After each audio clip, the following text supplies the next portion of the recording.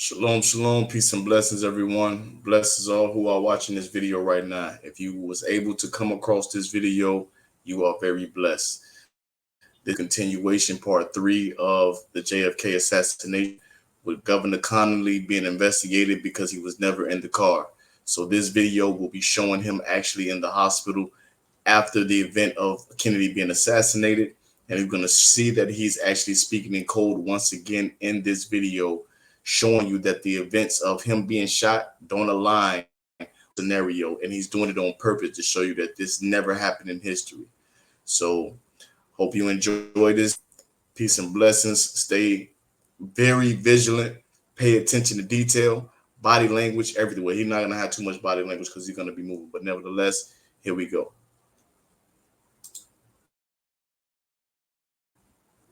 Memorial Hospital in Dallas at the bed of Governor John Connally, where he is recovering from his wounds. Governor Connally, what are your recollections of those terrible moments when you and President Kennedy were shot? Martin, just before it occurred, of course, they had a magnificent breakfast. He spoke, slight visit, huge throngs along the way. We got into downtown Dallas, real understanding, real appreciation. And Nellie and I saw it so vividly with them. We did not attempt to acknowledge the obvious ovation that they were getting because we knew it was for the Kennedys. The reception had been magnificent. The president had remarked on it, so had Miss Kennedy. As a matter of fact, I guess not 30 seconds before the tragic incident occurred, that Nellie had turned to the president and said, "Mr. President, they can't make you believe now that there are not some in Dallas who love you and appreciate you, can they?" And he said, "No, they sure can't." And then we had just turned the corner. We heard a shot. I turned to my left. I was sitting in the jump seat.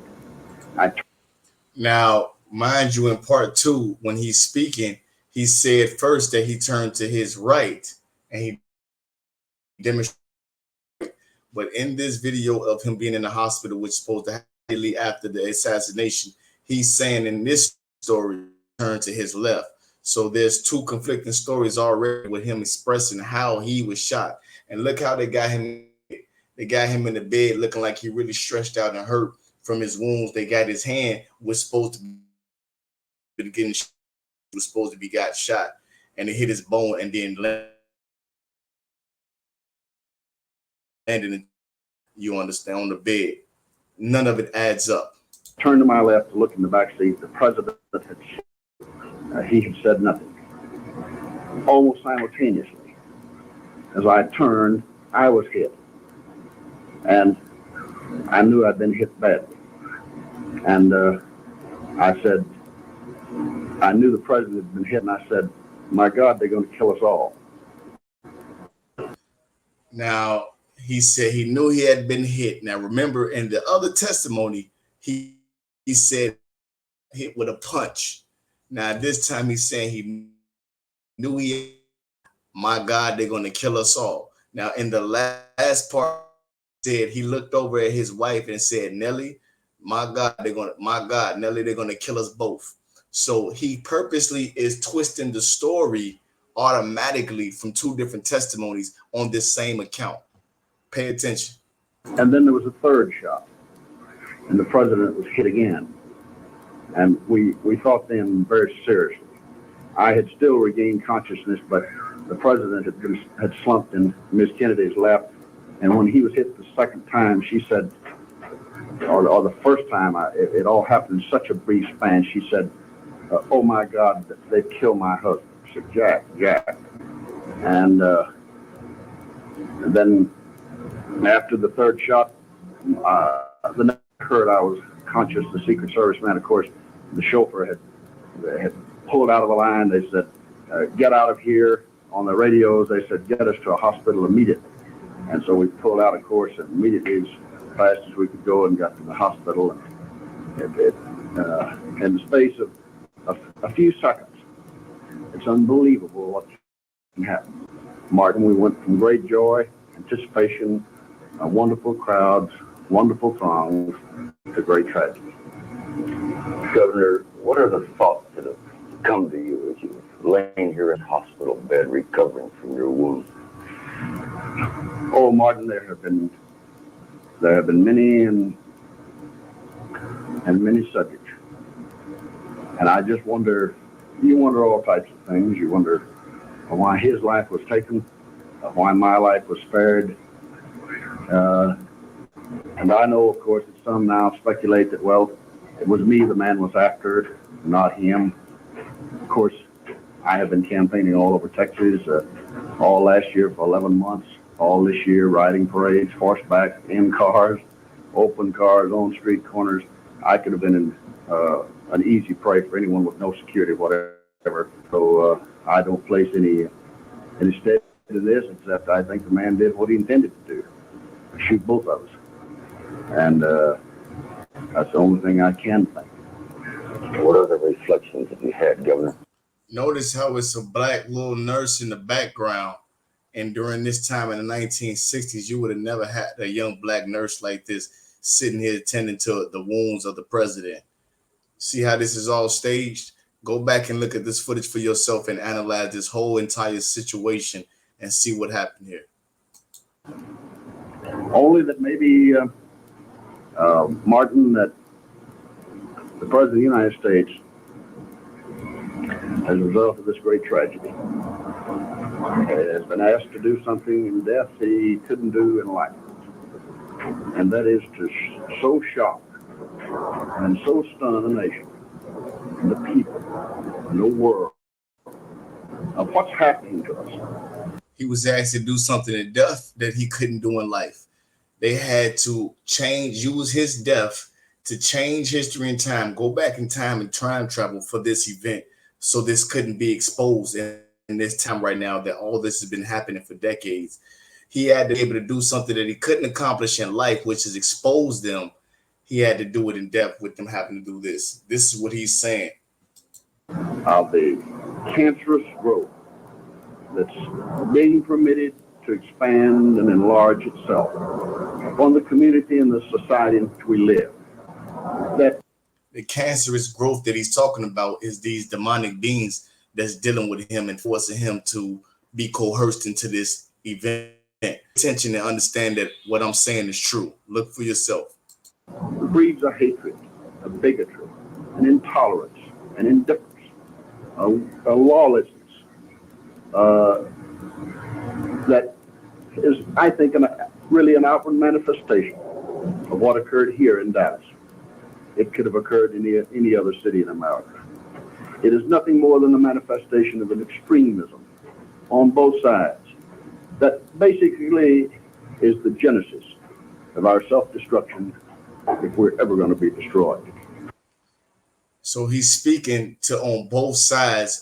There's a demonic force and there's human beings working with these beings that's creating this whole mess that's going on and creating this whole reality that we're actually dealing with. And if we're ever going to solve this problem, it's going to take the strong people of truth to stand up and be able to voice themselves in this matter of time. This is what he's saying right now. He's not talking about Kennedy being shot, him being shot. He's having a call and a plea right now that he's using. I am not the least fearful of any foreign enemy, so long as we have within ourselves. He said he's not the least fearful of any foreign enemy. Now, Lee Harvey Oswald was the person who was allegedly the person that killed and assassinated Kennedy and shot him with the magic bullet. He wasn't a foreign enemy. He was a U.S. citizen. So why would he be sitting here giving you this speech saying he's not afraid of any foreign enemy? Not because they had conspiracies talking about maybe the Cubans work with him or whatever like that. None of those things. It's all because the foreign enemy is these non-human that the government has been working with in the secret dark government. Not hate, but human understanding. Not passion and prejudice, but reason. And not ignorance, but knowledge. And the willingness to use that knowledge. This is the only answer I can give Martin why he's gone and I'm not. Governor, when did they tell you that President Kennedy was dead? They told me Saturday after I was conscious enough really to understand. It was. They told him he was dead Saturday. The next, which is he died Friday. He said in the testimony in part 2 that he knew for sure that somebody had been fatally shot while he was in the car. So he had already felt like and already concluded that the president was fatally shot in the car.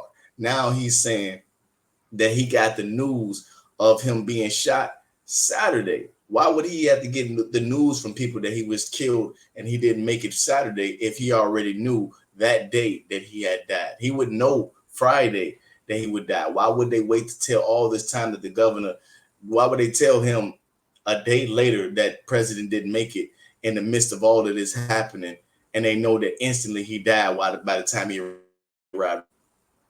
There was no news. Nellie told me. And it was no news to me, though, because I was almost sure that he would be after the 2 shots that I felt he'd taken. I hoped, as everyone else did, of course, and I hoped longer than most because I did not know until long after most people knew that he had succumbed because I personally felt that I had been killed too when I received my shot. Yes. Now he's saying he personally felt that he had been killed too when he received his shot. He throwing it way off because he never expressed none of this emotion when he said he got shot. He said it felt like a punch, not like a bullet, not like not like the sensation of being shot. But right here, he's telling you he thought he was killed from his shot. What were your first conscious thoughts about the president's death? Martin, my really first conscious thoughts are still my same conscious thoughts. Just, my God, what a horrible, horrible tragedy. And how in the space of a fleeting moment, things can change. Space fleet. Only before, here were 2 relatively young men. We were almost that way, thing with what I would like to believe 2 of the most beautiful wives in this country. We'd been together for 24 hours. They were happy. We were their host. We were proud to be their host in Texas. They had a tremendous welcome in San Antonio, in Houston, in Fort Worth, in Dallas. And then in a matter of a few seconds, this incident occurred that changed all our lives, changed the course of history for many people, and in what many divergent ways you never know. And in many divergent ways, you never know how this changed the course of history. Another hint. it makes you reflect, ponder, wonder. If you do all that you ought to do day by day, and trying to make whatever contribution you can to the society in which you live, because you never know when your day may come. Governor, many Americans feel that we should have a memorial to the president. Have you thought about that? What kind? Martin, I would most certainly think we ought to have a memorial to the president. I don't know what kind. It could be any kind. It could be marble. It could be granite. It could be stone. But really, I would hope that if the American people build a monument to President Kennedy, that they not do it in a sense of absolving themselves of the sins, which I think we all must suffer, for a lack of tolerance, a lack of understanding, for the prejudice, the passion, the hate, and the bigotry that permeates this whole society in which we live, that I think manifested itself here on Saturday. I think this was only one facet of it. We see it in the bombings of 5 little children 5 little girls in Birmingham. It happens elsewhere in the United States. We, I think, above all else, if we erect such a monument, we ought to erect it as a monument to patience, to tolerance, to knowledge, to human understanding, to human dignity, freedom of the individual, and society that lives under law and under God, and where each can respect each other, notwithstanding that they disagree with them, because we have permitted the circumstances to occur in this country where fanaticism and extremism has become a fad, a fashionable fad. And this has to Fanaticism and extremism. Fanaticism and extremism. Fanaticism and extremism. He's talking about the political parties. He's talking about the powers that be, the government structure that's making this happen behind the scenes, that's playing this political game and elections and having y'all believe in elections and all of this carrying on. All entertainment. He's saying it has to be stopped. He's letting you know that we have to come together as a collective, the intellectual ones, those who believe in God, those who have a righteous spirit, those who seek truth. We are the ones who have to be the voices of the earth in today's time. to be destroyed. The people of reason, the people of logic, the people of intelligence are going to have to emerge. They're the people who are the silent people. They're the people who are not speaking. And their voice is going to have to become the dominant voice of this country. John Fitzgerald Kennedy himself, Governor, was deeply conscious of exactly what you say and addressed himself to it. People. Governor, you point out the way the fate intervened to. Now look at his face. Just look at his body language as he's sitting here being questioned in the midst of this. Everything about this makes it look like you can tell he's uncomfortable.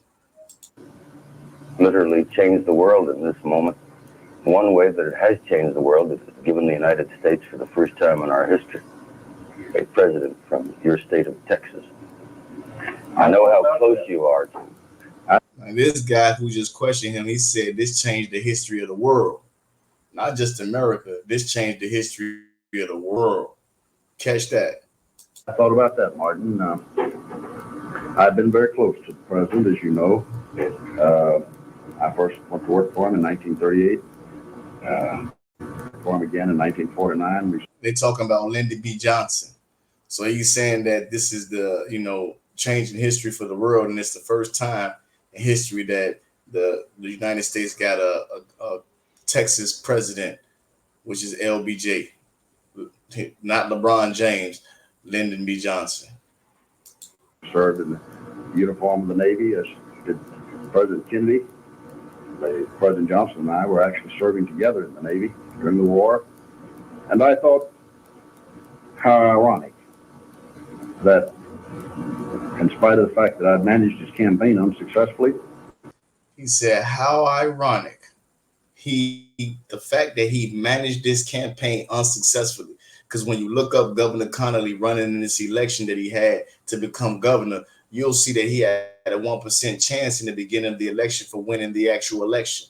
So out of nowhere, he ended up by the end winning by a landslide and being able to become the governor of Texas in this instant of a moment. So he's saying how ironic this ended up happening when originally President Kennedy had elected him and made him the Secretary of the Navy, which is a very prestigious honor because these are all military decorated people that come from the Navy.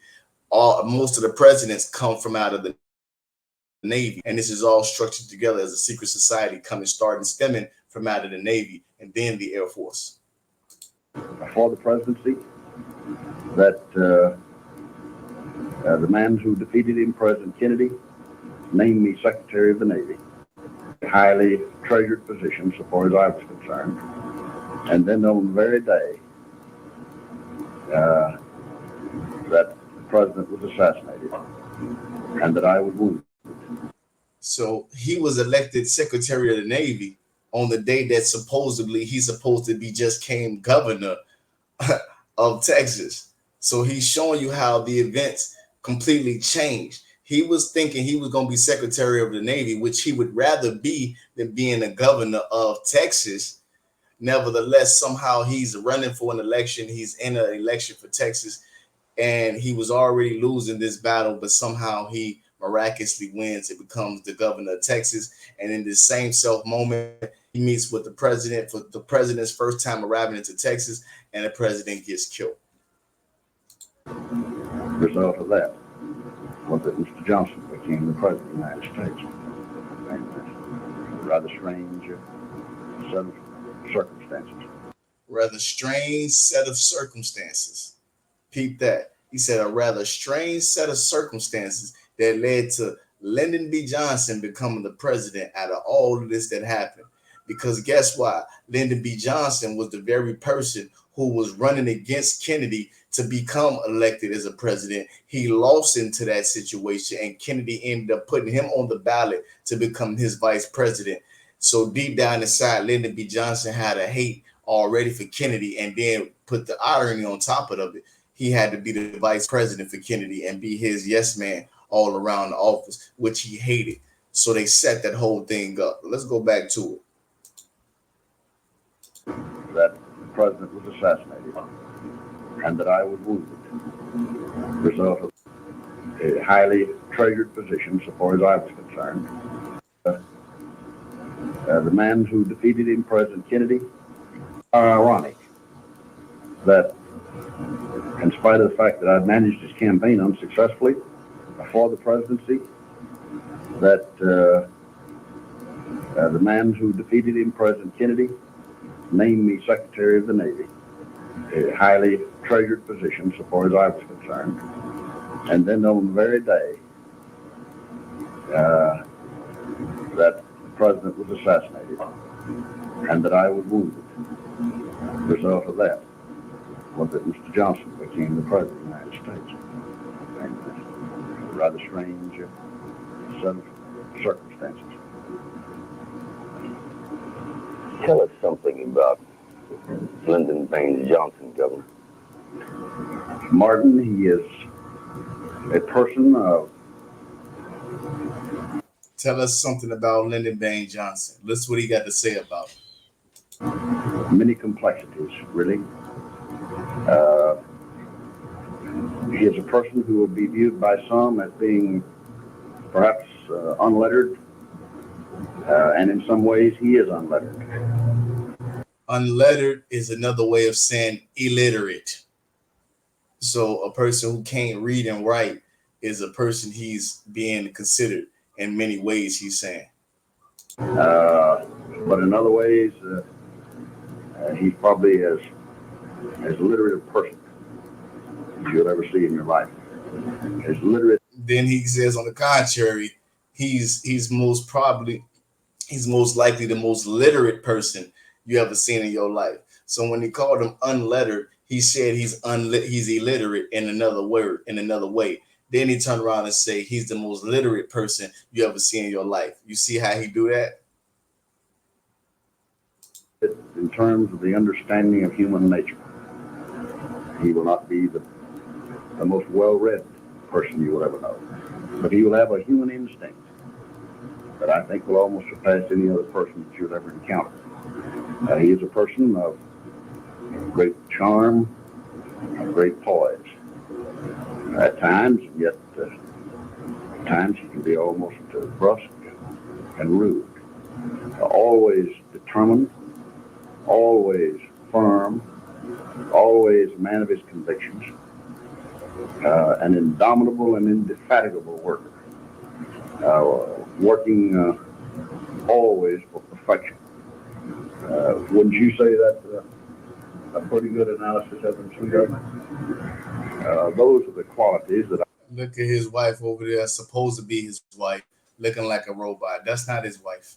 So she can't even act like she is, and they got to play the role to try to seem like they together. But notice how he described Lyndon B. Johnson, and he gave detailed description of him in a way to where is that you can kind of see he was trying to act like he's a good candidate, but on the contrary, he has in the end robust, very rude, straightforward, stern ways. I would offhand think of Martin, and I would point out first. I think naturally, since he is now the President of the United States, that I should also point out, I think it can be fairly said, that no man ever really assumed the burdens of that office. In many ways, better equipped than he. He said, no man has ever really assumed the burdens of that office. He said, no man, no president basically has ever really assumed the real burdens of being an actual leader of a people, of a country within that office. Peep that. Now, that'll come as a strange statement, I'm sure, to some people. He said, is people better equipped than Lyndon B. Johnson to be in that position? People in this country. But he's, I guess, 55 now, and 8 years older now. He's 55. He was born in a rugged country of rugged parents. Saw many hard times. They can be even, I would say, poverty-stricken times. The days of his schoolings were arduous. He did it himself. He pulled himself up by his own bootstraps. He's worked with people of many nationalities, of many languages, of many economic views, and many economic levels. I think he understands the heartbeat of this nation, probably as well as any man that's ever been president of the United States. He understands the heartbeat of this nation probably better than anyone that's ever been the president of this nation. He's putting this all on LBJ. He's saying this guy, and he look how he says about the economic connection he got and the economic network. So he put a emphasis on that to say this is all about money. It's all about connecting with those people in power who got money. And another side note, look at how they got his arm up there like that with that hand supposed to be shot. I'm going to go off and say that, this is probably why he couldn't speak, because at this moment in time, while they got him in the hospital, 9 times out of 10, they probably used the technology of put the chip inside of his body and had him in fear that all they have to do is press a button and he'll die if he ever tried to turn on them and speak the truth on this matter. He's been a laborer, and not just to be one to say he'd been one, but because he had to be one. He's been a school teacher, and he knows what it is to teach school in a country school, teaching a bunch of Latin students at Cotulla, Texas. He headed the NYA, Martin, when he was 26 years old. National Youth Administration, you remember on the Roosevelt days. And he was the youngest NYA administrator in the country. I think by any standards, it is one of the finest jobs in the United States. There he worked again with young people, saw the need for education. He has, again, this concept of the needs of youth and what it means and what contribution you can make to young minds and what those young minds can contribute to the welfare of this nation. He's walked among the great and the near great, as you well know. Yet I don't think it has ever changed him in the least. I think he still has the rough hewn, the rough exterior of the hill country from which he came and which he loves. I think he's in many ways as readable as an open book. Yet again, a very complex person. I think for the sake of this nation. He said he's as readable as an open book, yet a very complex person. I want to repeat 2 things that I said about him. First, he is very firm. He's very determined. And we want to repeat 2 things he said about him. He's very firm and very determined. I think in our dealings with foreign nations, I know of no man in my lifetime But I would rather be dealing my hand than him. So he basically hinted that this man was dealing his hand with foreign nations. He said he know no better man to deal with the foreign nations basically than this man right here, Lyndon B. Johnson, who is the man who's connected all the dots with all of the government powers of the earth that wanted to put themselves in the cup with Babylon. This is how it happened. This is the man for the job. Governor, I don't want to tax your strength any further. I just want to thank you for a really memorable. You were wonderful to come. I hope you understand this is the first moment that I have had to say anything or to express anything. We have Nellie expressed our mutual concern to Ms. Kennedy in a handwritten note that our son John took and delivered to her at the funeral ceremonies in Washington on Monday. But I'm grateful to you for your being here, and I'm just thankful I can see you again. Thank you, Governor, and I'm so glad you're all right. And may I say to you, Mrs. Connally, that I want you to know how all through the nation, everyone admires the grace and the courage of which you conducted yourself in this terrible moment.